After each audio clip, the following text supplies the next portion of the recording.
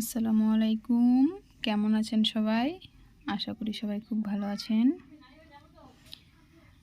আজকে আমি একটি পোলার উপরে কাপড় দিয়ে চুড়ি তৈরি করে দেখাবো আপনাদের।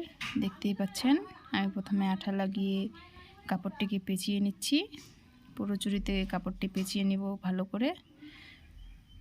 কাপড়ের মধ্যে এক সাইডে যেন সুতোগুলো বাইরের দিক দিয়ে দেখা না যায়, তাই এক সাইডটা ভাঁজ করে দিলে একটু ভালো হবে, ফিনিশিংটা খুব সুন্দর হবে।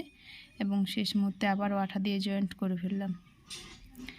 তারপরে কিছু বল ওই কাপড়ের উপরে আমি ভালো করে সুতো দিয়ে শক্ত করে সেলাই করে নিব, যেন পরার সময় বলগুলো খুলে না আসে, সেটা খেয়াল রাখতে হবে। কারণ জিনিসটাকে ভালো করে মজবুত না করলে পরতে পারবো না, পরার সময় দেখা গেল খুলে যাবে, তাই খুব শক্তভাবে বেঁধে নিতে হবে। এই যে ফাইনালি আমি 4টা চুড়ি কমপ্লিট করে ফেলেছি। ফাইনালি চুড়িগুলো এখন দেখতে এরকম লাগছে।